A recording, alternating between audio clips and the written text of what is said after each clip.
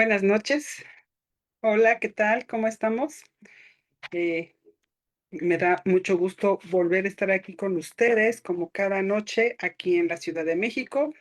Si tú estás viéndome desde otro país o desde otro lugar donde tengan otro uso horario, pues te saludo de todos modos. Muchas gracias. Vamos a comenzar. Bienvenidos a los de Facebook y aquí a los de TikTok. Estamos leyendo lecciones de vida y estamos en la lección 4 todavía, que se llama Es la lección de la pérdida. Es una lección que está mucho para reflexionar. Y el día de ayer nos quedamos en que David Kessler había perdido su reloj, el reloj que su padre le había dado. Y entonces él entendió, dice que sentía paz al recordar, voy a leer como el último fragmento de ayer, sentía paz al recordar las palabras de mi padre de que algún día también yo tendría que despedirme de todo. 3 meses después, se me volcó un vaso de agua en la mesilla de noche. Cuando me incliné sobre la cama para limpiar, encontré el reloj. Había caído detrás de la cabecera de la cama. Ahora ha vuelto a mi muñeca, pero realmente comprendo que todos nuestros dones son temporales. Y al decir adiós a todas las cosas, encontramos algo en nuestro interior que nunca se pierde. La mayor parte de los objetos que poseemos tiene un significado para nosotros. ¿Estás aquí, Xochitl? Ah, qué bueno que estás aquí, me da mucho gusto. Mucho gusto verte, gracias.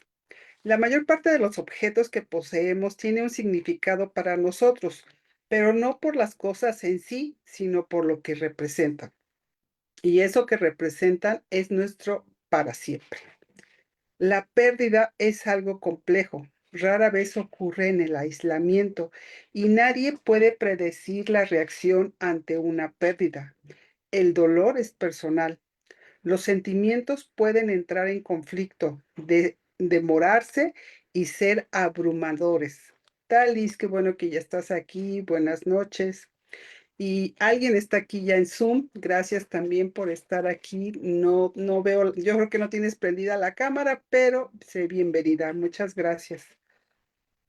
Una pérdida e incluso una posible pérdida afecta a muchas vidas, a la familia, a los amigos, a los colaboradores y a los profesionales de la salud que cuidan del paciente. Todos sufren, hasta las mascotas. Todos sienten la pérdida. Eso puede separarnos o estrechar los vínculos. Durante un seminario, una mujer se lamentaba de la pérdida de su marido, no por haber muerto, sino por su divorcio. Curiosamente, explicó que sus problemas habían empezado cuando él luchaba contra un cáncer. Cuando se hallaba en pleno tratamiento, me pasaba las noches despiertas vigilando su respiración, explicaba ella serenamente.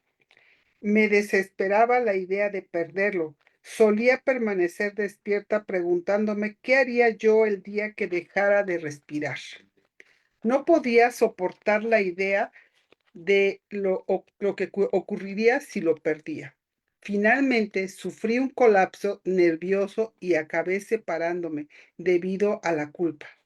Hace ya años que él se encuentra perfectamente bien de salud.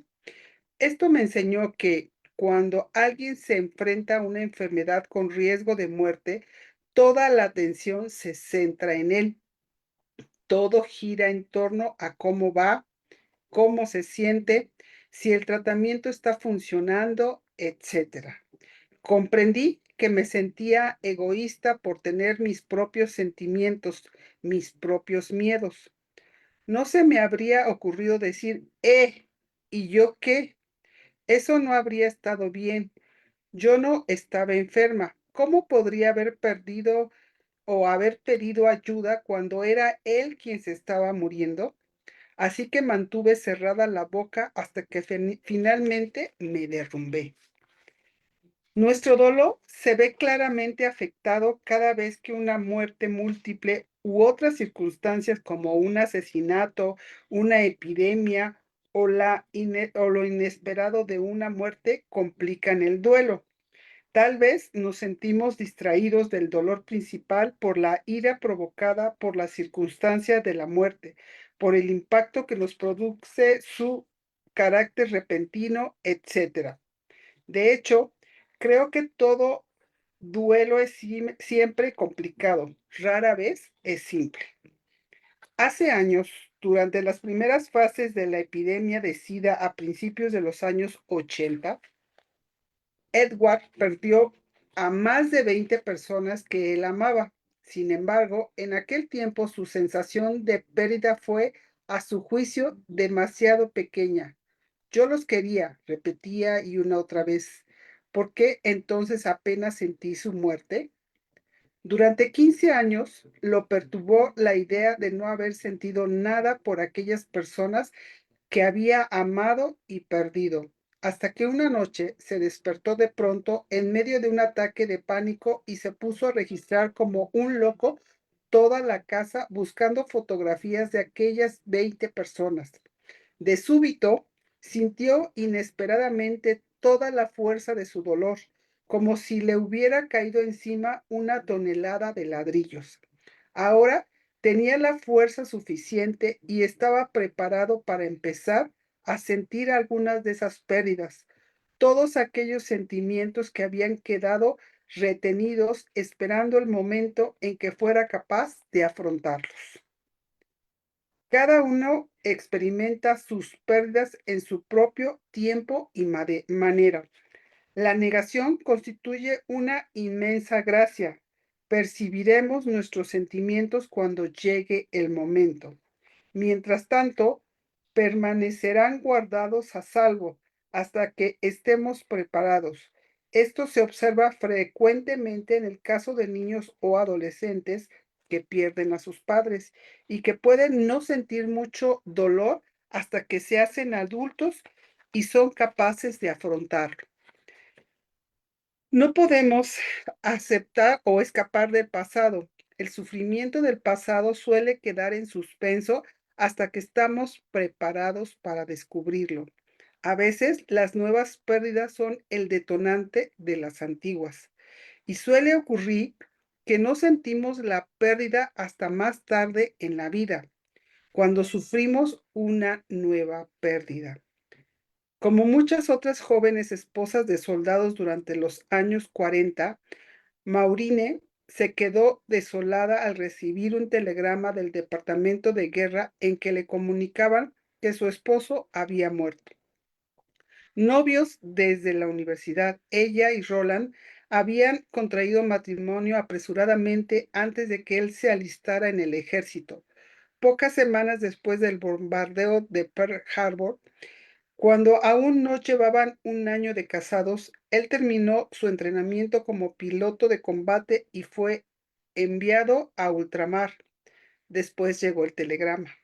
En vez de llevar luto, la viuda de 21 años se mudó rápidamente a otro estado, consiguió un empleo y empezó una nueva vida. 2 años después de la muerte de Roland, Maureen volvió a casarse.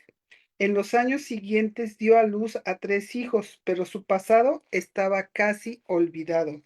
Su nuevo marido sabía lo de la muerte de su primer amor, pero ella nunca mencionó una sola palabra sobre Roland a sus hijas ni a sus nuevos amigos.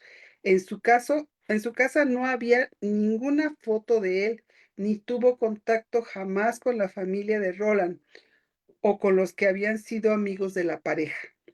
50 años más tarde, su segundo marido enfermó gravemente y murió.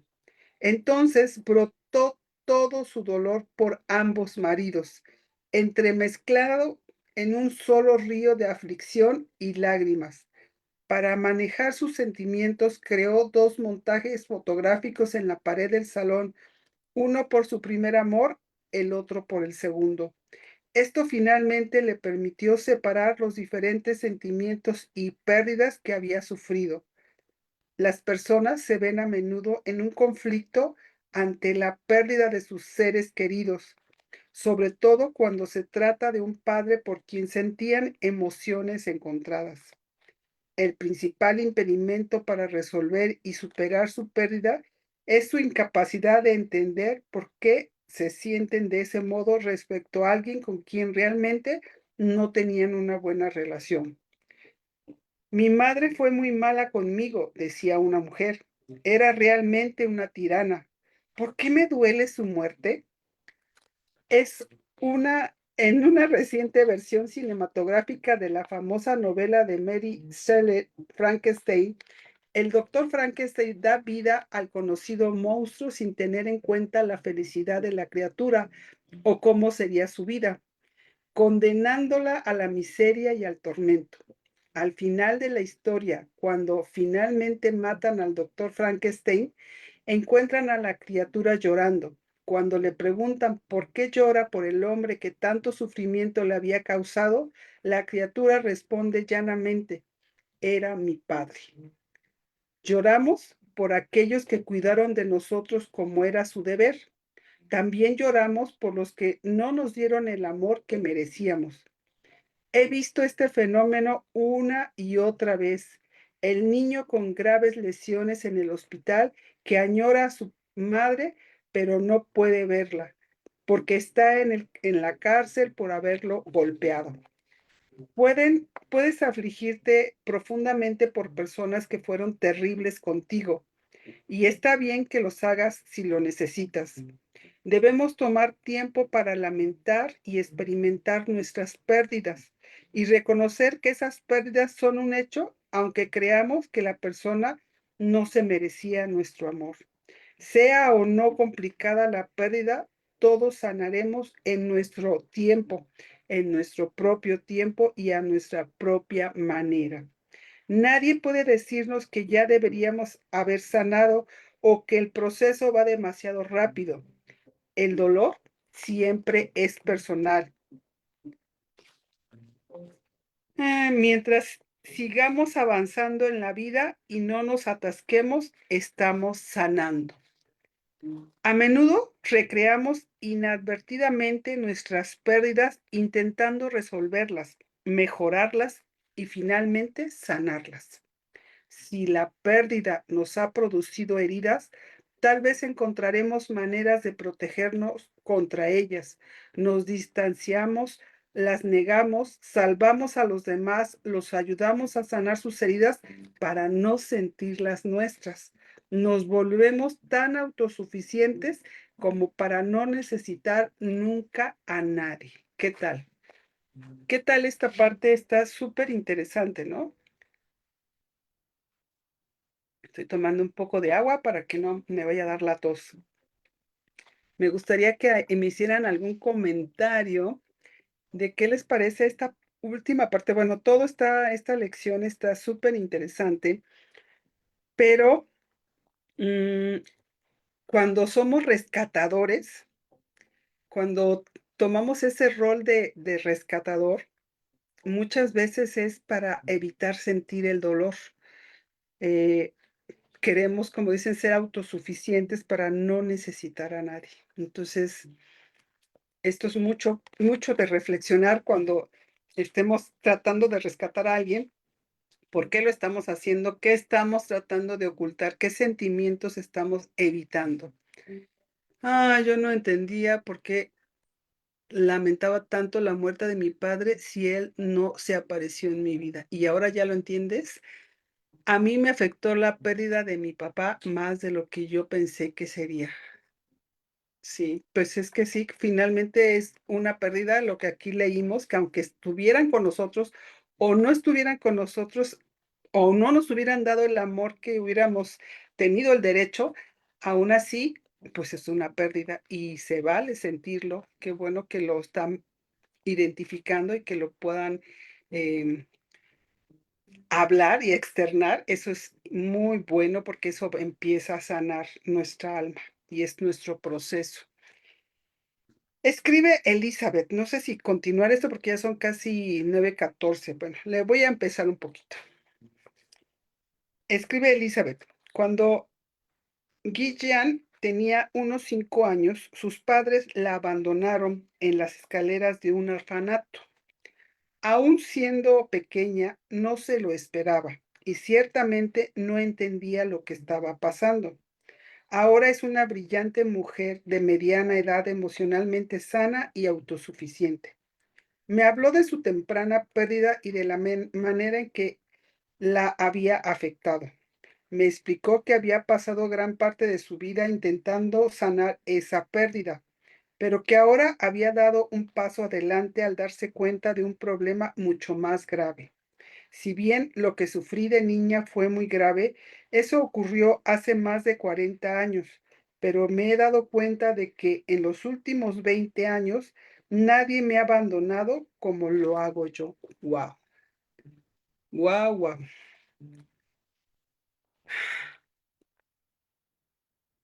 Comparto tu pérdida. Comparten, qué bueno que se apoyen, qué bueno que se apoyen unos con otros en las pérdidas, sí. Le sugerí que hablara de ello. Por ejemplo, me explicó, tengo la esperanza de que alguien me llame para hacer algo durante el fin de semana, pero luego dejo que salte el contestador cuando llaman, o si contesto la llamada enseguida empiezo a hablar de lo ocupada que estoy. No quiero que sepan lo sola que me siento.